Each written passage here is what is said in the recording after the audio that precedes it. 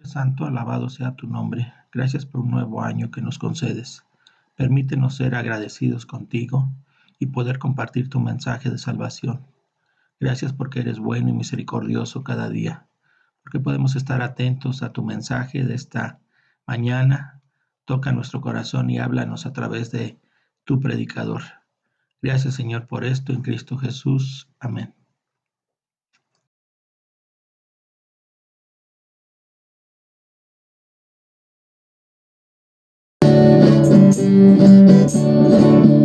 Bueno es Dios, siempre fiel, puso un canto nuevo en mi corazón. Bueno es Dios, siempre fiel, en la oscuridad brillará su amor. Bueno es Dios, siempre fiel.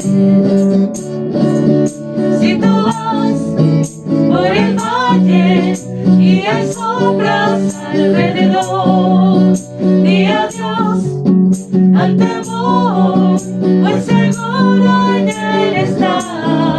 Prometió nunca dejarte ni abandonarte, y él no mentirá. Bueno es Dios, siempre fiel, puso canto nuevo en mi corazón. Bueno es Dios, siempre fiel, en la oscuridad brillará su amor. Bueno es Dios, siempre fiel. Y aun sin merecerlo, su sangre derramó por mí, me llenó de su presencia y ahora puedo compartir que su amor nunca termina y su favor siempre me dará. Bueno es Dios, siempre fiel, puso un canto nuevo en mi corazón. Bueno es Dios, siempre fiel, en la oscuridad brillará su amor. Bueno es Dios, siempre fiel. Yo no puedo entender tus planes para mí.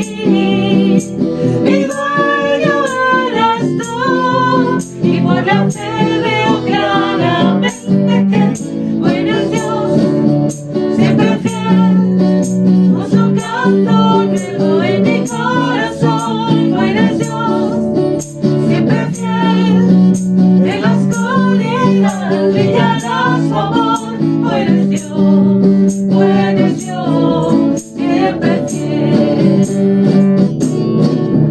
Bueno es Dios, siempre fiel, puso un canto nuevo en mi corazón. Bueno es Dios, siempre fiel, en la oscuridad brillará su amor. Bueno es Dios, grande es Él. Bueno es Dios, grande es Él, siempre fiel.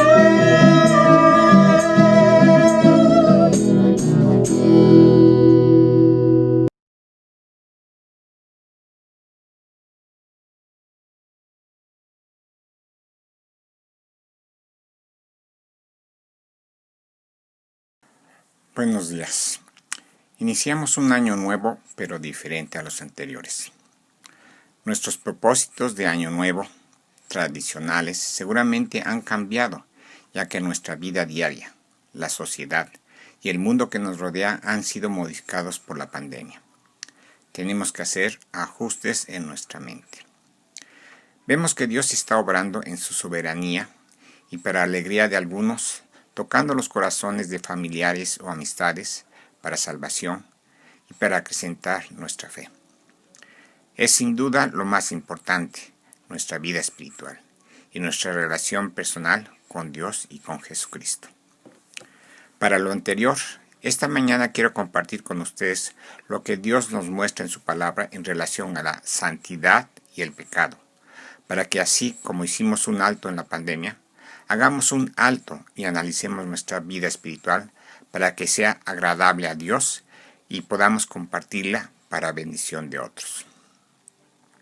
Oremos. Padre Celestial, gloria, honra y alabanza sean dadas a ti, hoy y siempre. Te agradecemos por tus misericordias que son nuevas cada día, por tu amor que nos transforma para reflejarlo a las personas que nos rodean. Te suplicamos que dirijas esta predicación y que sea de bendición para nuestras vidas. Te lo pedimos en el nombre de nuestro Señor Jesucristo. Amén.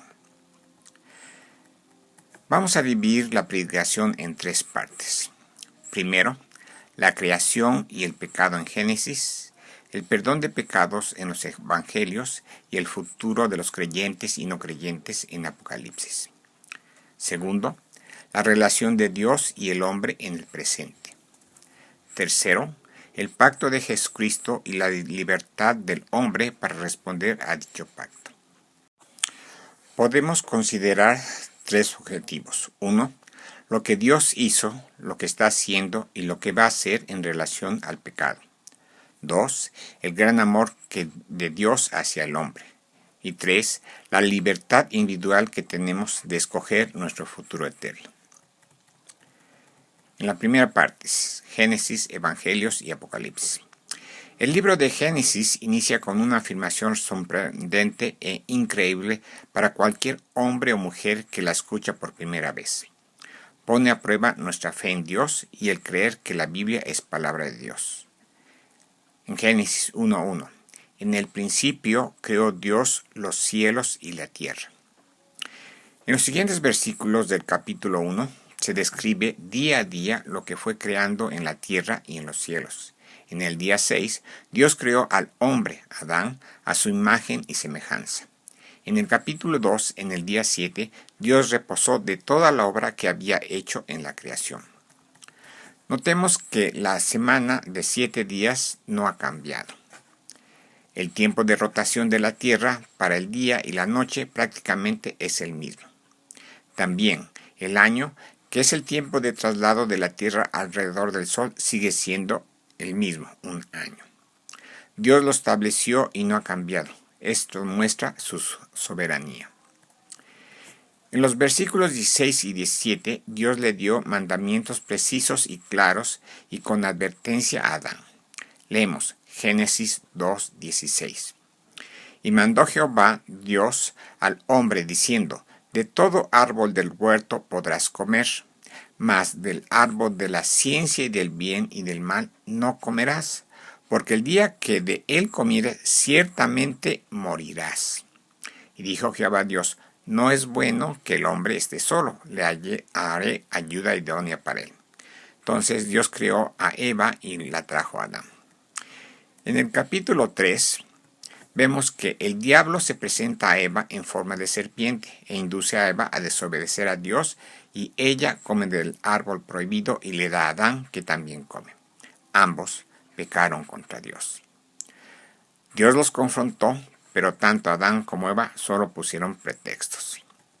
No hubo arrepentimiento en sus corazones. Posiblemente no hubiera sido necesario todo lo que ha sucedido y va a ocurrir si se hubieran arrepentido y pedido perdón a Dios. Sus espíritus murieron inmediatamente. La comunión espiritual directa que tenían con Dios se perdió.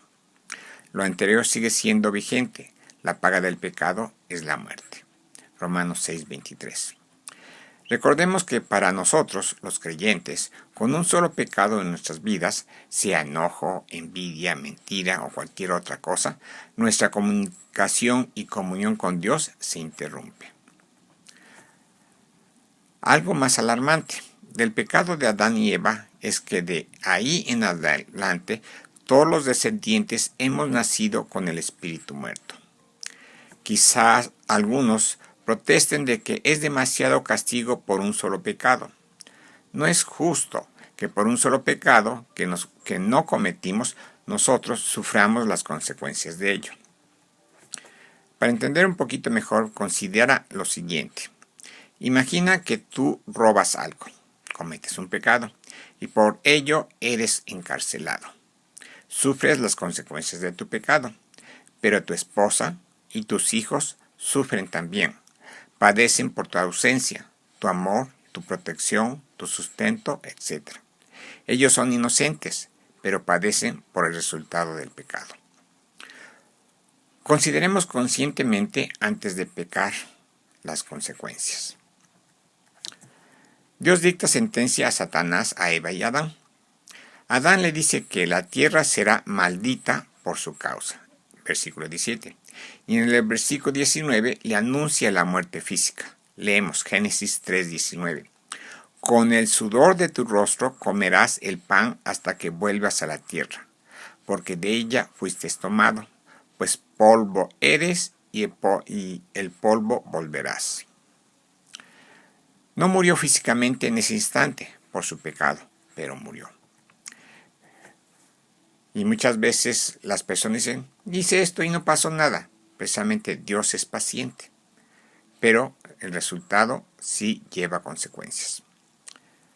Finalmente Adán murió y Dios todavía le permitió vivir 950 años, que son pocos comparados con la eternidad que originalmente iba a tener junto a Dios. A Satanás le dijo, Génesis 3:15, y pondré enemistad entre ti y la mujer, y entre la simiente y la simiente suya. Esta te herirá en la cabeza y tú le herirás en el calcañar. Este versículo nos va a permitir entender la soberanía y la omnisciencia de Dios, es decir, su autoridad absoluta sobre el universo y el conocimiento del presente y del futuro. El versículo nos va a conducir directamente al principio del Nuevo Testamento y también al final de la Biblia, es decir, Apocalipsis. Vamos a enfatizar 4 puntos. 1. Va a haber enemistad entre los seguidores de Dios y los de Satanás hasta el fin del mundo. 2. El nacimiento virginal de Jesucristo. 3. La muerte en la cruz de Jesucristo. Y 4. Del destino final de Satanás en el infierno. Vamos a ver. 1. Va a haber enemistad entre los seguidores de Dios y los de Satanás hasta el fin del mundo. Leamos. Pondré enemistad entre ti y la mujer. De los descendientes de Adán y Eva, habrá pocos que sigan a Dios y muchos que sigan a Satanás, y la enemistad ha sido y es evidente. En el capítulo 4 vemos esta división. Caín mata a su hermano Abel, quien obedeció y agradó a Dios con su ofrenda. Veamos otro ejemplo. En el capítulo 6 de Génesis, versículo 5, dice, y vio Jehová que la maldad de los hombres era mucha en la tierra, y que todo designio de los pensamientos del corazón de ellos era de continuo solamente el mal. Y en el 17 dice, y aquí yo traigo un diluvio de aguas sobre la tierra para destruir toda carne en que haya espíritu de vida debajo del cielo. Todo lo que hay en la tierra morirá. Esto sucedió 1600 años después de la creación del hombre. Algunos eruditos de la Biblia dicen que estimaciones conservadoras de la población era del orden de 235 millones de habitantes, de los cuales Dios salvó únicamente a 8 personas, a Noé, sus 3 hijos y las esposas. Vean la comparación, 235 millones contra 8 personas. Dios destruyó a todos los pecadores y también todos los animales inocentes que no entraron en el arca, y transformó la superficie de la tierra en forma inimaginable. Todo como consecuencia del juicio de Dios contra los pecadores. La tierra y los seres vivos fuimos creados por Dios. En su soberanía, Dios puede crear y destruir. Puede dar vida y dar la muerte. Vamos al segundo punto, el nacimiento virginal de Jesucristo. Dice, y la simiente suya. La simiente o semilla o el semen lo proporciona el hombre, no la mujer. Dios anticipó el nacimiento virginal de Jesucristo. La encarnación fue obra del Espíritu Santo, con lo cual el nacimiento de Jesucristo fue diferente a la de todos los hombres que nacimos con el espíritu muerto, y con tendencia al pecado. El nacimiento y encarnación de Jesucristo fue sin relación al pecado de Adán y Eva, y Jesucristo vivió una vida sin pecado. Recordemos que Jesús le dijo a Nicodemo en Juan 3:6, Lo que es nacido de la carne, carne es, o sea, nacimiento físico. Y lo que es nacido del espíritu, espíritu es, nacimiento espiritual. Jesucristo fue 100% hombre a través de la mujer y 100% Dios a través del espíritu. Vamos al punto 3. La muerte en la cruz de Jesucristo.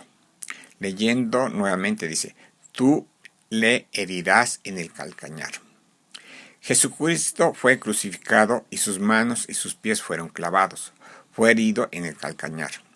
Esto nos lleva al principio del Nuevo Testamento, concretamente a los 4 evangelios de Jesucristo, según Mateo, Marcos, Lucas y Juan. Dios nos dijo desde Génesis cómo iba a morir Jesucristo.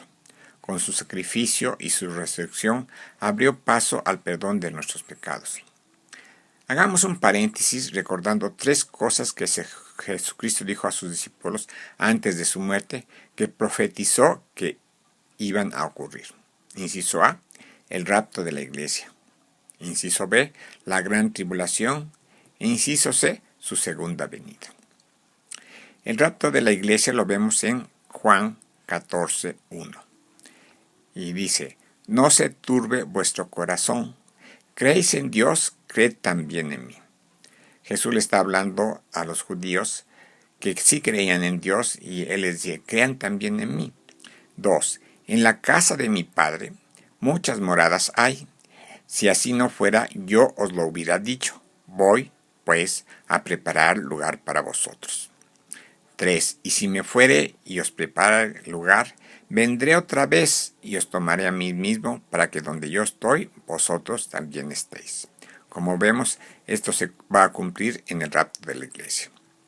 Inciso B, la gran tribulación. Veamos Mateo 24:15. Por tanto, cuando veáis el lugar santo, la abominación desoladora que habló el profeta Daniel, el que le entienda. Esto se refiere a la semana 70 de Daniel, que va a durar 7 años. Versículo 20. Orad, pues, que vuestra huida no sea en invierno, ni en día de reposo, porque habrá entonces gran tribulación, cual no la ha habido desde el principio del mundo hasta ahora, ni la habrá.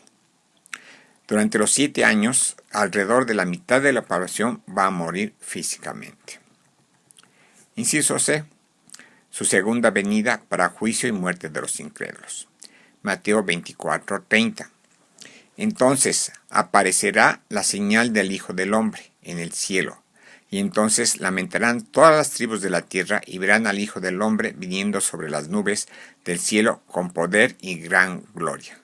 Mas como en los días de Noé, así será la venida del Hijo del Hombre. Aquí podemos notar que Jesucristo menciona a Noé, avalando que el diluvio fue un acontecimiento real y verdadero. Y como sabemos, en esta segunda venida, todos los incrédulos van a ser muertos.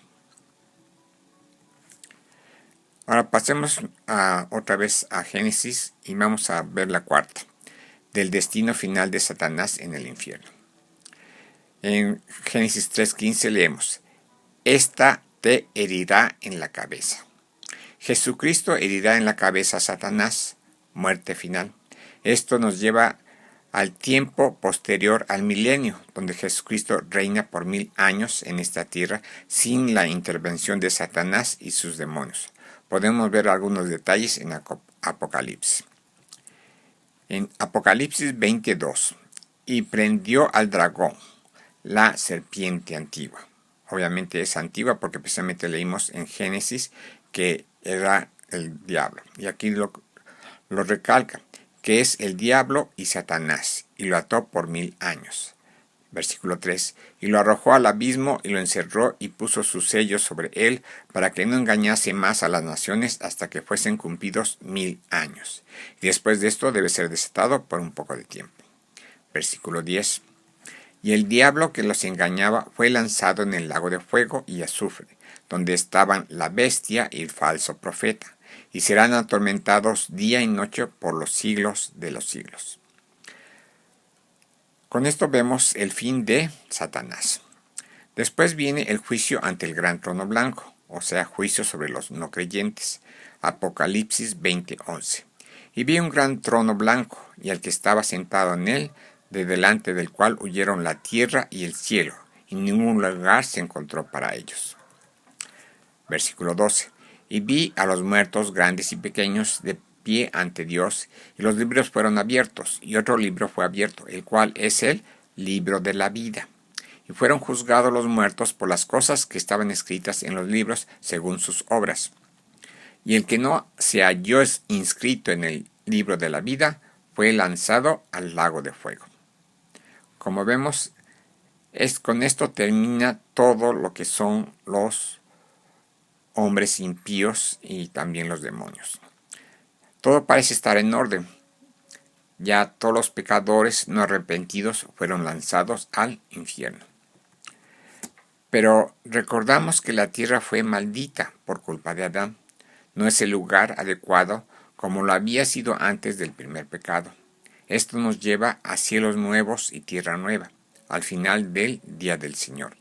Veamos Apocalipsis 21:1. Vi un cielo nuevo y una tierra nueva, porque el primer cielo y la primera tierra pasaron y el mar ya no existía más. 2. Yo Juan, vi la santa ciudad, la nueva Jerusalén, descender del cielo de Dios y dispuesta como una esposa ataviada para su marido. Ahí es donde vamos a vivir los creyentes en el futuro por la eternidad con Dios. Como podemos ver, el pasado, el presente y el futuro de la humanidad, Dios la tiene ya determinada. Toda la información ya está dada por Dios en su palabra, la Biblia. Entonces, podemos hacer énfasis. Nada más hay dos lugares para todo hombre y mujer. El cielo o la nueva Jerusalén o el infierno. Entonces, cada quien tiene que escoger dónde quiere pasar la eternidad. Recordemos, desde hace 6,000 años en Génesis ya Dios nos mostró su plan de salvación a través de Jesucristo y el futuro de los elegidos en pureza y santidad en vida espiritual eterna con Dios y su Hijo Jesucristo. Pasemos ahora a la segunda parte, la relación de Dios y el hombre en el presente.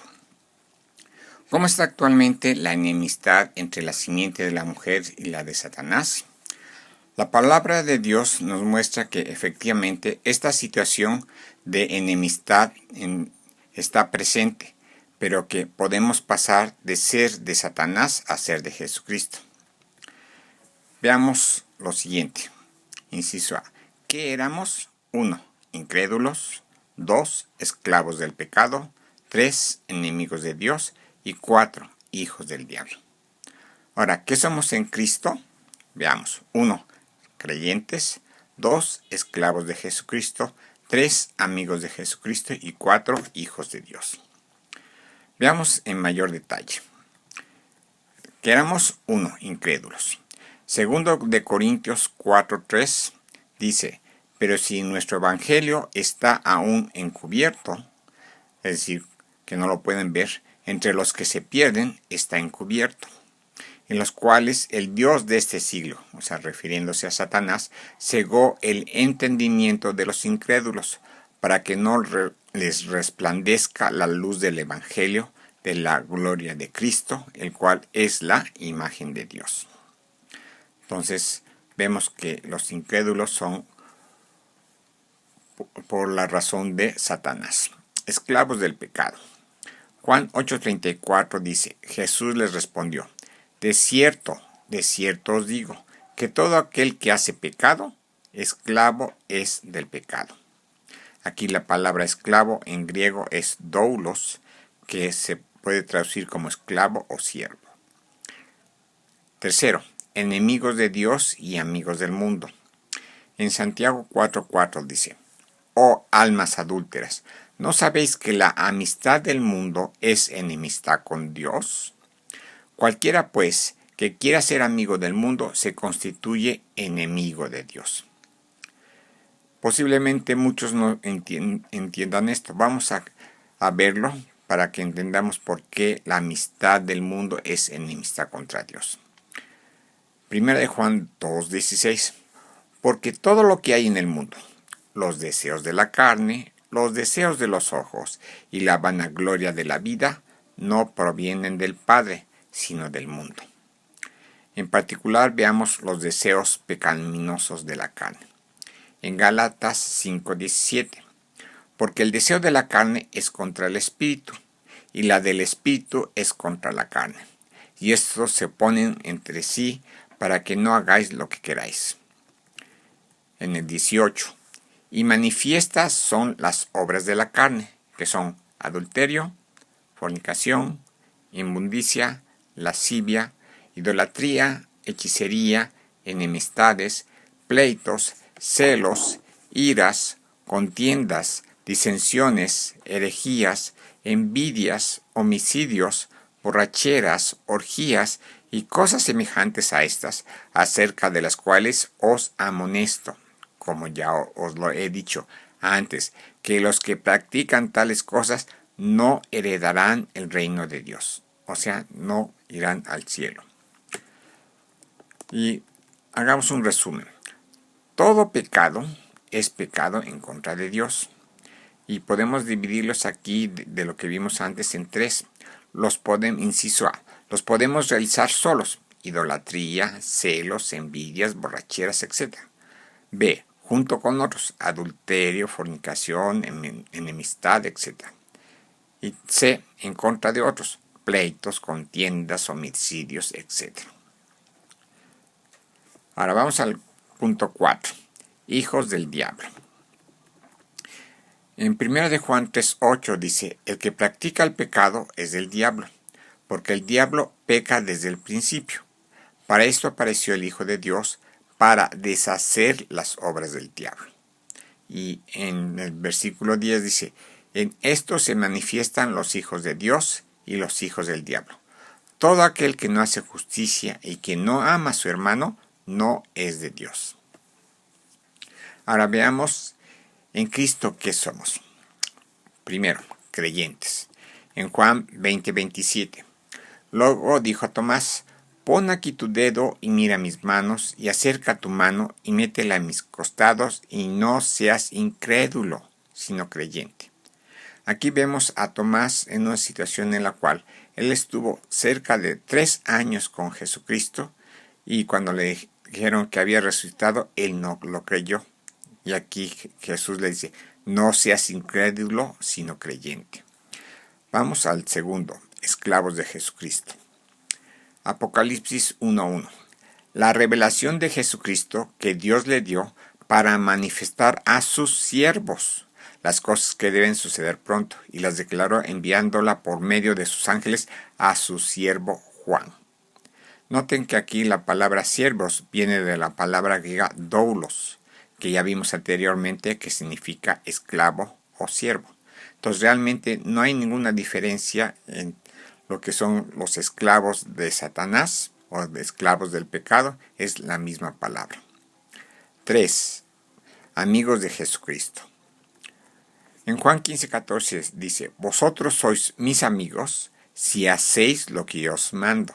Aquí noten la condicional, si hacéis lo que yo os mando, quiere decir que si obedecemos. En el 4, hijos de Dios. En Romanos 8:14. Porque todos los que son guiados por el Espíritu de Dios, estos son hijos de Dios. Y añade en Mateo 5:9. Bienaventurados los pacificadores, porque ellos serán llamados hijos de Dios. Antes de continuar, consideremos la armadura de Dios para que entendamos que nuestros enemigos no son los hombres y mujeres. Nuestros enemigos reales son Satanás y sus demonios. Veamos. Efesios 6:11. Vestíos de toda la armadura de Dios para que podáis estar firmes contra las acechanzas del diablo. 12. Porque no tenemos lucha contra sangre y carne, o sea, se refiere a hombres y mujeres, sino contra principados, contra potestades, contra los gobernadores de las tinieblas de este siglo, contra las huestes espirituales de maldad en las regiones celestes. O sea, ellos son nuestros enemigos. Entonces, en el 13 dice, por tanto, tomad toda la armadura de Dios para que podáis resistir en el día malo y, habiendo acabado todo, estar firmes. Si somos hijos de Dios, vamos a ser pacificadores y quitar en automático de nuestra mente y corazón las envidias, las enemistades, los pleitos, las contiendas. Vamos a mostrar amor hacia los demás. Por último, vamos al tercer punto, el pacto de Jesucristo y la libertad del hombre para responder a dicho pacto. En Mateo 26-28 dice, porque esto es mi sangre del nuevo pacto, que por muchos es derramada para remisión de los pecados, es decir, para perdón de los pecados. ¿Cómo pasamos a ser de ser esclavos del pecado e hijos del diablo a ser esclavos de Jesucristo e hijos de Dios? Jesucristo nos ofrece hacer un pacto con Él, es decir, un compromiso, un acuerdo. Lo sorprendente de este nuevo pacto es que Jesucristo ya hizo su parte. Jesucristo mismo nos invita. En Lucas 5:32 dice, no he venido a llamar a justos, sino a pecadores al arrepentimiento. Jesucristo nos dio instrucciones y mandamientos para ser su esclavo. Después de su resurrección nos dio lo que conocemos como la Gran Comisión. Leemos en Lucas 24:44 y les dijo, estas son las palabras que os hablé, estando aún con vosotros, que era necesario que se cumpliese todo lo que está escrito de mí en la ley de Moisés, en los profetas y en los salmos. Como sabemos, hay muchísimas profecías ya cumplidas. 48. Y les dijo, así está escrito y así fue necesario que el Cristo padeciese y resucitase de los muertos al tercer día. Entonces, ¿qué es lo que estamos viendo? Es la certeza de que resucitaremos junto con Cristo. 47. Y que se predicase en su nombre el arrepentimiento y el perdón de pecados en todas las naciones, comenzando desde Jerusalén.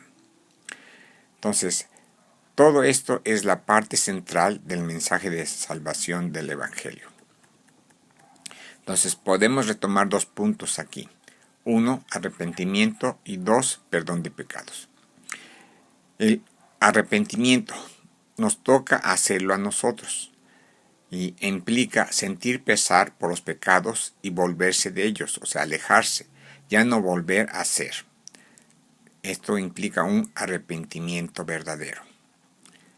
Y recordamos que Jesucristo dijo, os digo que sí, así habrá más gozo en el cielo por un pecador que se arrepiente que por 99 justos que no necesitan arrepentimiento. Aquí cuando habla de 99 justos muchas personas se consideran justas a ellas mismas. No, pues yo no soy malo, yo no robo, yo no he matado y cosas por el estilo. Entonces no entienden el verdadero significado del pecado. O sea, están alejados de Dios y eso ya es pecado. Entonces vamos a continuar. No nos podemos arrepentir si no reconocemos que somos pecadores y que hemos pecado. Vamos al segundo punto, perdón de pecados. Esto implica que tenemos que pedir perdón a Dios en oración por los pecados. Vamos a leer Lucas 11:4. En la parte A dice, y perdónanos nuestros pecados, porque también nosotros perdonamos a todos los que nos deben. Entonces, la oración que nos enseñó Jesucristo en el Padre Nuestro nos muestra que debemos pedir perdón a nuestro Padre Celestial y también lo que debe haber en nuestros corazones como creyentes en cuanto a perdonar a los demás sus ofensas y pecados hacia nosotros sin amargura ni resentimientos.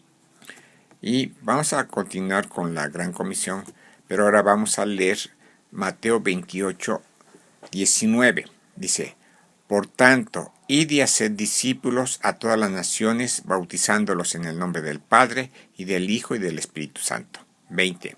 Enseñándoles que guarden todas las cosas que os he mandado. Y aquí yo estoy con vosotros todos los días hasta el fin del mundo. Entonces notamos que Jesucristo está dando la orden de que hagamos discípulos o también que nosotros nos discipulemos. ¿Y discípulos de quién? Precisamente de Jesucristo. ¿Y qué tenemos que hacer? Obedecer. Porque dice, enseñándoles que guarden, o sea, que obedezcan todas las cosas que os he mandado.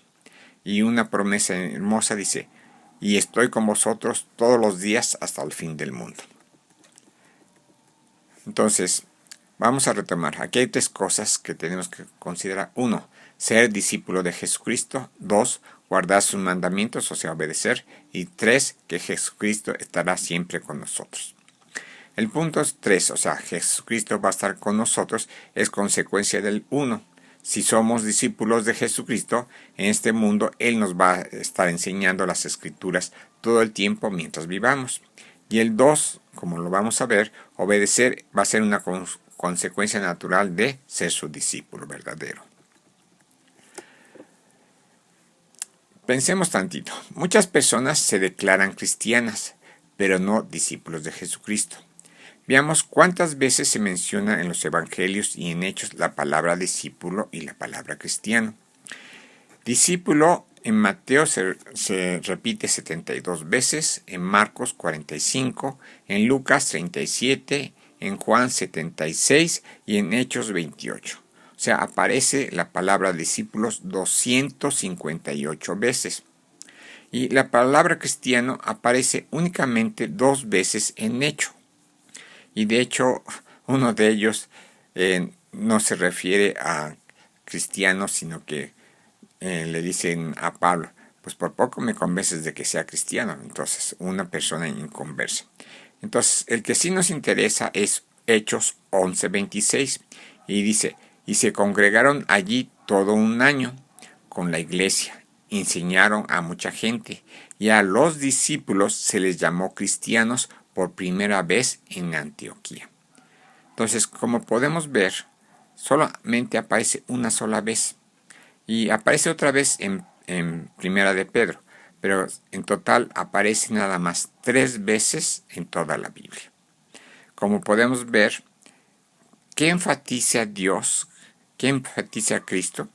Enfatiza el discipulado. Ahora, vamos a ver. ¿Por qué Jesucristo pide esto? Bueno, lo que quiere Jesucristo es que estemos en comunión continua. Y una manera es precisamente la relación maestro-discípulo. Si tú eres seguidor de Jesucristo, si tú escuchas la palabra de tu maestro Jesucristo, entonces vas a estar diariamente aprendiendo y no vas a dejar de crecer. Entonces, si te dices cristiano y no eres discípulo de Jesucristo, posiblemente no lees la Biblia y no conoces a Jesucristo. Entonces, si no conoces a Jesucristo, ¿cómo puedes decir que eres cristiano? Vamos a continuar. Jesucristo tuvo muchos discípulos, pero la gran mayoría no siguieron con él, como lo vamos a ver. También tuvo muchos seguidores, pero Jesucristo les mostró claramente que no quería simpatizantes, ni seguidores ocasionales, ni personas que no quisieran servirle a él y a los demás, que no estuvieran dispuestos a obedecerle o que desearan seguir pecando en contra de Dios. Quería discípulos verdaderos, y vamos a ver a qué se refiere con esos discípulos verdaderos, que estuvieran dispuestos a seguirlo en todo momento, que Jesucristo fuera la primera prioridad en sus vidas, que estuvieran dispuestos a morir inclusive por su causa y que tuvieran una comunión diaria con Él y, por ende, por la eternidad. Vamos a ver algunos pasajes a este respecto. Juan 6:65. Y dijo, por eso os he dicho que ninguno puede venir a mí si no le fuere dado del Padre. Este versículo nos muestra que la fe verdadera viene de Dios, como lo podemos recordar en Efesios 2:8, dice, porque por gracia sois salvos por medio de la fe, y esto no es de vosotros, pues es don de Dios, o sea, es un regalo de Dios. En Juan 6:66 dice: Desde entonces muchos de sus discípulos volvieron atrás y ya no andaban con él. 67. Dijo entonces Jesús a los 12: ¿Queréis acaso iros también vosotros? Le respondió Simón Pedro: Señor, ¿a quién iremos? Tú tienes palabras de vida eterna, y nosotros hemos creído y conocemos que tú eres el Cristo, el Hijo de Dios viviente. En el versículo 66 vemos cómo muchos dejaron de ser discípulos de Jesucristo y por lo tanto no fueron verdaderos discípulos. Veamos ahora cómo Jesucristo enfrenta a grandes multitudes que le seguían y nos muestra cuál es el costo que debemos considerar para ser sus discípulos por siempre. Lucas 14:25. Grandes multitudes iban con él, y volviéndose les dijo: Si alguno viene a mí y no aborrece a su padre y madre y mujer e hijos y hermanos y hermanas y aún también su propia vida, no puede ser mi discípulo. Entonces entendamos la primera parte. Dice: si alguno viene a mí y no aborrece a su padre, madre y mujer, hijos y hermanas. Entonces aquí, ¿qué es lo que está haciendo notar? Que el amar a Jesucristo se debe manifestar al grado de que el amor a sus familiares fuera como aborrecerlos. De hecho, en Mateo encontramos versículos similares en donde dice: el que ama a padre, a madre más que a mí, el que ama a mujer, hijos y hermanos más que a mí. Sí, ahí se ve claramente que es una cosa comparativa. Y lo que también llama mucho la atención, dice: y no aborrece su propia vida, no puede ser mi discípulo. Si no podemos ser discípulos de Jesucristo, quiere decir que no tenemos salvación. 27. Y el que no lleva su cruz y viene en pos de mí, no puede ser mi discípulo. Aquí, en la época de Jesucristo, había muchísimas personas crucificadas. Principalmente eran las personas que eran delincuentes o que estaban en contra del Imperio Romano. ¿Y cómo terminaban? Crucificados. Entonces lo que está diciendo Jesucristo, que tú tienes que estar, o que yo tengo que estar dispuesto a morir por seguirlo, porque dice: y viene en pos de mí, o sea, tenemos que seguirlo. Y en los siguientes versículos Jesucristo nos hace una analogía para que consideremos. El 28 dice: porque ¿quién de vosotros, queriendo edificar una torre, no se sienta primero y calcula los gastos, a ver si tiene lo que necesita para acabarla? Es decir, si no tiene suficiente dinero, no la va a acabar. 29. No sea que después que haya puesto el cimiento y no pueda acabarla, todos los que la vean comiencen a hacer burla de él, diciendo: este hombre comenzó a edificar y no pudo acabar. Para lo que estamos viendo en cuanto al discipulado de Jesucristo es: dice que era discípulo de Jesucristo y ya no pudo, no quiso y se fue. Entonces, lugar de ser de bendición a otros, si no somos verdaderos discípulos, somos tropiezo. Y peor tantito, podemos ser personas que creemos que sí podemos, o creemos que sí lo estamos haciendo bien y realmente no lo estamos haciendo. Entonces, vamos a leer también el versículo 33. Dice: así pues, también como consecuencia, cualquiera de vosotros que no renuncia a todo lo que posee, no puede ser mi discípulo. Entonces, renunciar. Esto implica en parte también negarse a uno mismo, o sea, no poner como prioridad nuestras metas, nuestros propósitos personales, sino las de Dios. Entonces dice: renunciar a todo lo que posee no puede ser mi discípulo. También esto podemos pensar en las cosas materiales que tenemos, pero ¿qué es lo que aprendemos conforme caminamos con Jesucristo? Que Él nos ha dado todo lo que tenemos. Muchas veces pensamos que nosotros somos los que hemos logrado todo por nuestro esfuerzo, pero ¿qué nos muestra estos versículos? Que Jesucristo quiere que consideremos seriamente los grandes cambios que tiene que haber en mi vida, en tu mente y sobre todo en tu corazón. En pocas palabras, quiere que Jesucristo sea tu primera prioridad y le entregues tu vida. Que Él sea tu Señor, tu Dios, y tú le pidas ser su esclavo. Él no te va a obligar. Él quiere que de ti salga ese deseo de reconocer primeramente quién es Dios, quién es Jesucristo y lo que Él ha hecho por nosotros. Entonces, inclusive como leímos, estar dispuesto a morir si fuere necesario y seguirlo a Él el resto de tu vida. También renunciar a todo lo que posees es reconocer que todo lo que tienes es gracias a Dios y te conviertes en mayordomo de todo lo que Dios te ha dado. Vamos a cerrar esta parte con 5 mensajes de Jesucristo para que lo consideremos. Dice Mateo 7:21.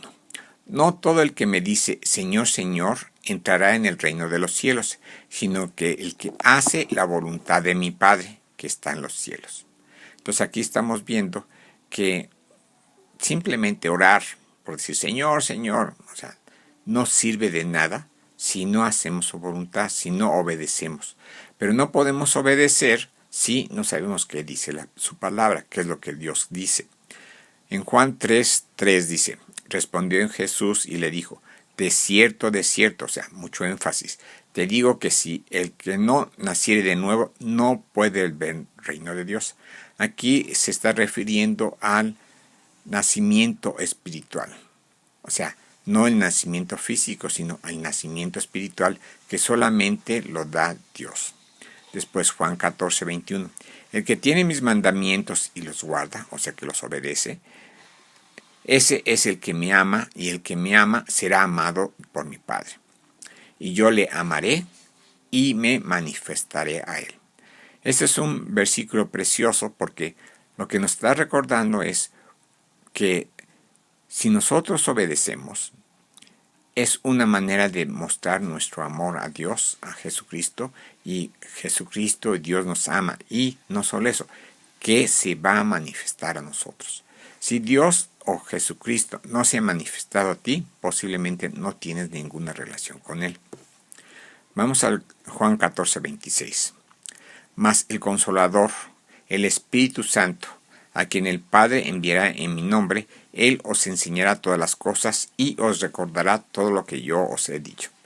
Recordemos que cuando recibimos a Dios, a Jesucristo, también el Espíritu Santo viene a morar en nosotros permanentemente. Y aquí claramente nos muestra Jesucristo que Él nos va a enseñar todas las cosas y nos recordará todo lo que Jesucristo quiere. Apocalipsis 3:15. Yo conozco tus obras, que ni eres frío ni caliente. Ojalá fueses frío o caliente. Pero por cuanto eres tibio y no frío ni caliente, te vomitaré de mi boca. Aquí Jesucristo está recordando a una iglesia que hay muchas personas en esa iglesia en las cuales ni son frías, es decir, que no declaran que son incrédulos, pero tampoco muestran ese amor hacia Dios, o sea que son tibias. Entonces lo que está diciendo Jesucristo es, no, o eres caliente o no estás conmigo. Entonces por eso dice, te vomitaré de mi boca, o sea, te expulsaré totalmente. Entonces, cerrando los puntos en cuanto al pacto con Jesucristo, debemos considerar 7 puntos y vamos a mencionarlos aquí y los vamos a repasar tantito. El 1 sería el arrepentimiento, el 2, pedir perdón por los pecados, 3, confesar a Jesucristo como Señor y Salvador, 4, discipularnos leyendo la palabra y obedecer a Dios y a Jesucristo, 5, caminar en santidad, 6, dar gloria a Dios y 7, ser agradecidos con Dios. El arrepentimiento. En 2 de Pedro 3:9 el Señor nos dice, no retarda su promesa, según algunos lo tienen por tardanza, sino que es paciente para con nosotros, no queriendo que ninguno perezca, sino que todos procedan al arrepentimiento. 2. pedir perdón por los pecados. En 1 de Juan 1:9 dice, si confesamos nuestros pecados, Él es fiel y justo para perdonar nuestros pecados y limpiarnos de toda maldad. 3. Confesar a Jesucristo como Señor y Salvador. Romanos 10:9, que si confesares con tu boca que Jesús es el Señor y creyeres en tu corazón que Dios le levantó de los muertos, serás salvo. Entonces, noten aquí, creyeres en tu corazón, o sea, realmente desde adentro, serás salvo. Confesar es homologeo, prometer, declarar, confesar. Y Señor, aquí es curios, que es supremo, una autoridad, Señor, soberano, Dios. 4. Discipularse, leyendo la palabra y obedecer a Dios y a Jesucristo. En Juan 8:31 dice, dijo entonces Jesús a los judíos que habían creído en Él, si vosotros permaneciereis en mi palabra, seréis verdaderamente mis discípulos. Nuevamente, estamos hablando de obediencia. 5. Santidad. Hebreos 12:14, seguid la paz con todos y la santidad, sin la cual nadie verá al Señor. Nuevamente, estamos hablando de no estar pecando, en caminar en santidad, en pureza. Y si lo hacemos así, sí vamos a poder estar con Dios. 6. Dar gloria a Dios. Juan 15:8 dice, en esto es glorificado mi Padre, en que llevéis mucho fruto y seáis así mis discípulos. Y por último, 7. Ser agradecidos. Colosenses 3:15. Y la paz de Dios gobierne en vuestros corazones, a la que asimismo fuisteis llamados en un solo cuerpo, y sed agradecidos. Bien, con esto redondeamos todo y vamos a orar y pedirle a Dios que nos guíe. Padre eterno, gracias por lo que tú estás haciendo en nuestras vidas y te pedimos que nos sigas santificando a través de tu palabra y ayúdanos a darte gloria, honra con nuestras vidas. Te rogamos por la salvación de nuestros familiares y amistades que todavía no te conocen y que nos bendigas y protejas. Te pedimos que tú obres en la iglesia, que cada persona que se congrega tenga la certeza, la seguridad de que es realmente un creyente verdadero y que no sea ni tibio ni frío. Te pedimos que tú obres en cada corazón para que haya ese entendimiento de que tú quieres discípulos verdaderos, que tú quieres hacer un pacto con cada uno de ellos. Te pedimos todo esto en el nombre de nuestro Señor Jesucristo. Amén.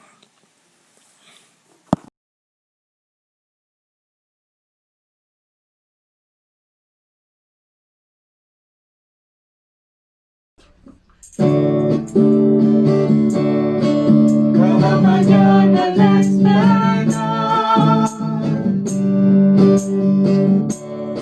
y por la noche al descansar, agradezco tus bondades a mi vida,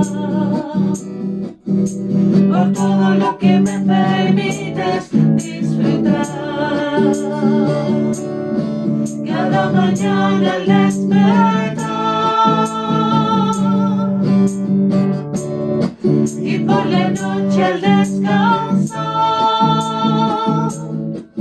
agradezco tus bondades a mi vida, por todo lo que me permites disfrutar.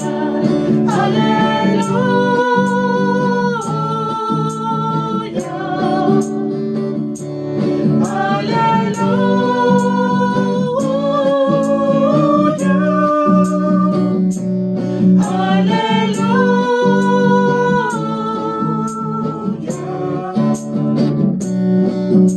Agradecido estoy por tu bondad.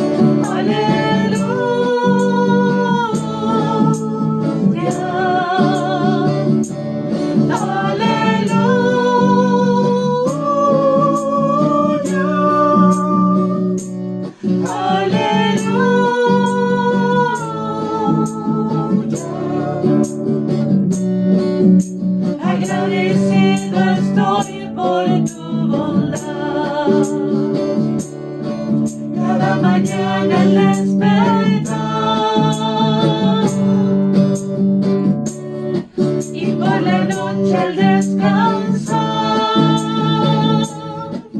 agradezco tus bondades a mi vida,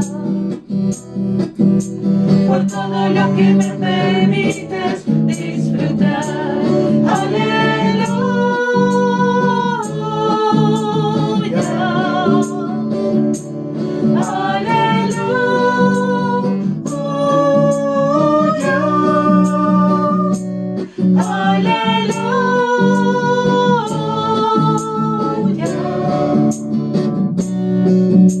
agradecido estoy por tu bondad. Aleluya,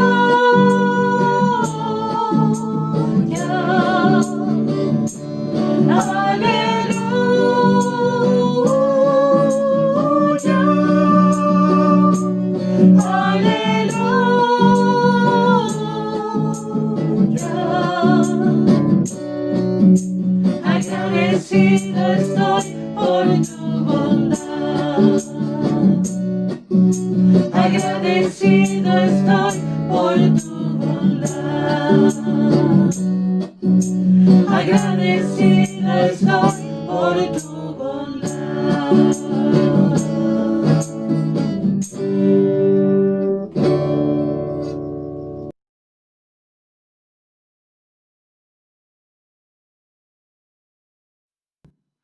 Padre, gracias porque podemos alabarte y escuchar tu palabra y poder dar testimonio de que tú eres el Señor de nuestras vidas. Permite que podamos vivir en santidad hacia ti como hijos tuyos y tener esa esperanza de que un día estaremos ante tu presencia, Señor. Gracias porque nos has guardado del mal y podemos estar siempre confiados en ti. Pedimos tu protección y guía cada día y líbranos del mal, Padre. Te lo pido en el nombre de nuestro Señor Jesucristo. Amén.